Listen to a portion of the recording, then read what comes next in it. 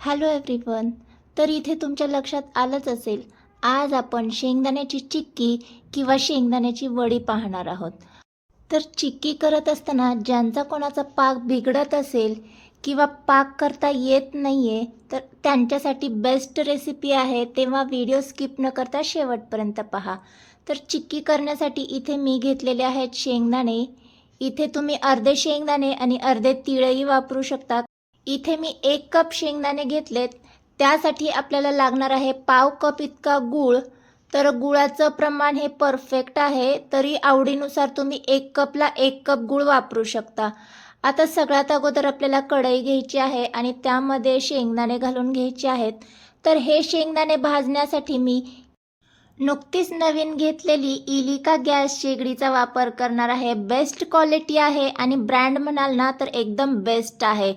तर आता आपण हे शेंगदाणे भाजून घेणार आहोत. तर मीडियम गॅसवर आपल्याला हे शेंगदाणे थोडेसे हलकेसे डाग पडेपर्यंत भाजून घ्यायचे आहेत. जास्त डार्क मी करणार नाही आहे. तर इथे पाहू शकता असे थोडे थोडे डाग पडायला लागले की आपल्याला हे शेंगदाणे काढून घ्यायचे आहेत आणि पूर्णपणे थंड करून घ्यायचे आहेत. थंड करण्यासाठी मी दुसऱ्या प्लेटमध्ये काढून घेतलेत.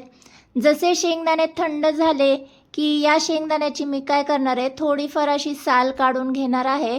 तुम्हाला हवं ना तर पूर्ण सालही काढून घेऊ शकता, पण साल थोडीशी पौष्टिक असते त्यामुळे मी थोडीफार साल इथे ठेवलेली आहे आणि थोडीशीच काढून घेतलेली आहे.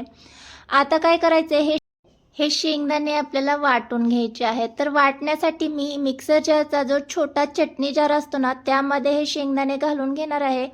एकाच बॅचमध्ये वाटून घेते त्यामुळे मी चटणी जारचा वापर केला आहे. झाकण लावून आपल्याला याची पावडर करून घ्यायची आहे. तर शेंगदाणे वाटण्यासाठी सुद्धा मी नुकताच नवीन घेतलेला बॉश कंपनीचा मिक्सर ग्राइंडर घेतलेला आहे. याचा वापर करून आपण या शेंगदाण्याची पावडर करून घेणार आहोत. तर इथे पाहू शकता या पद्धतीने मी याची फाईन अशी पावडर करून घेतलेली आहे. तुम्हाला हवं तर थोडीशी जाडसर ठेवू शकता, पण मी जी चिक्की करणार आहे ना ती या पावडरची चिक्की करणार आहे. या पद्धतीने पावडर करून जेव्हा चिक्की करतो ना ती खूपच छान टेस्टी लागते. तर ही पावडर आता आपण एका प्लेटमध्ये काढून घेऊ. तर इथे पाहू शकता अजिबात इथे तेल सुटलेलं नाही आहे. या पद्धतीचंच आपल्याला वाटून घ्यायची आहे. सोबतच पुढची तयारी मी करून घेतली. पोलपाट आणि लाटण्याला तुपाने ग्रीस करून घेतले. आता लगेच आपण चिक्की करायला घेऊया. तर गॅसवर तीच कढई मी गरम करायला ठेवली. सोबतच त्यामध्ये 1 चमचाभर तूप घालून घ्यायचे आणि आपण जो चिरून ठेवलेला पाऊण कप इतका गूळ आहे तो यामध्ये घालून घ्यायचा आहे आणि मीडियम गॅस करून हा गूळ आपल्याला छान असा मेल्ट करून घ्यायचा आहे. 2-3 मिनिटातच इथे पाहू शकता छान गूळ असा मेल्ट झालेला आहे. इथे अजिबात आपण पाण्याचा किंवा कशाचा वापर केलेला नाही आहे. फक्त 1 चमचाभर तूपच यामध्ये घातले. असे बबल सुटायला लागले म्हणजे परफेक्ट इथे आपलं गूळ मेल्ट झाले. लगेच यामध्ये आपण जी शेंगदाण्याची पावडर केली होती ती घालून घ्यायची. छान अशी मिक्स करून घ्यायची आहे. 2-3 मिनटं मिक्स करून घेतली की याचा असा थिक गोळा व्हायला लागतो. तर असा परफेक्ट गोळा तयार झाला म्हणजे परफेक्ट आपलं मिश्रण तयार झालेलं आहे. तर लगेच काय करायचं, गॅस बंद करून घ्यायचं आहे आणि हे मिश्रण आपल्याला पोलपाटाला ज्या ग्रीस करून घेतलेलं होतं त्यावर हे मिश्रण काढून घ्यायचं आहे. इथे पाहू शकता कॅमेरा सेट करेपर्यंत हे बरंचसं मिश्रण सेट व्हायला लागलेलं आहे.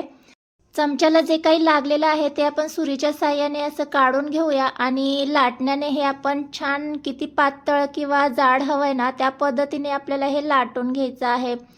तर इथे आपण चिक्की करण्यासाठी फक्त ना शेंगदाण्याचा वापर केला आहे. तुम्ही आवडत असेल ना तर अर्धे तीळ आणि अर्धे शेंगदाणे असेही वापरून तुम्ही ही चिक्की तयार करू शकता. तर थोडंसं गरम असतानाच मी लाटण्याच्या साहाय्याने असं छान असं सेट करून घेतलंय आणि गरम असतानाच आपण सुरीला थोडंसं तूप लावून याला असे कट लावून घेणार आहोत. इथे मी पोलपाटावर करून घेतलेले आहेत. तुम्हाला हवं तर प्लेटमध्येही हे वड्या तुम्ही काढून घेऊ शकता, पण वड्या पाडत असताना एवढी काळजी घ्यायची की गरम असतानाच याला असे कट मारून घ्यायचेत म्हणजे जेव्हा आपण वड्या सेपरेट करू तेव्हा त्या छान अशा तुटल्या जातात. आवडीनुसार तुम्हाला किती छोट्या मोठ्या साईजचे हवे तसे कट मारून घ्यायचे आहेत. पूर्णपणे थंड झाल्याच्या नंतरच याला आपल्याला सेपरेट करायचे आहेत.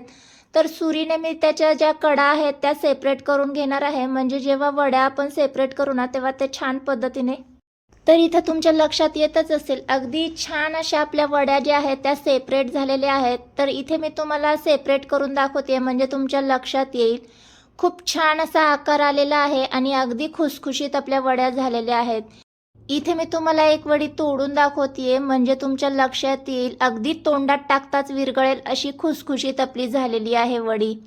या चिक्कीची थिकनेस तुम्ही पाहू शकता. मी एवढी थिकनेस ठेवलेली आहे म्हणजे ती खूप छान दिसते आणि खुसखुशीत लागते. तर सगळ्या वड्या इथे मी सेपरेट करून घेतलेल्या आहेत. तर ज्यांना कोणाला पाक करायला जमत नाही किंवा पाक करत असताना तो परफेक्ट बनत नाही तर त्यांच्यासाठी बेस्ट रेसिपी आहे आणि नो फेल रेसिपी आहे. पहिल्याच प्रयत्नात तुम्ही देखील परफेक्ट अशी खुसखुशीत चिक्की तयार करू शकता. तर या संक्रांतीला जर तुम्ही चिक्की करणारच असाल तर तुमच्यासाठी ही चिक्की बेस्ट आहे. व्हिडिओ आवडला असेल तर व्हिडिओला हाईप करा. चॅनलवर नवीन आला असाल तर चॅनलला सबस्क्राईब केल्याशिवाय जाऊ नका. भेटूया अशाच एका नवीन साध्या सोप्या हेल्दी आणि टेस्टी रेसिपीसोबत. तोपर्यंत मस्त खा आणि स्वस्त रहा. बाय.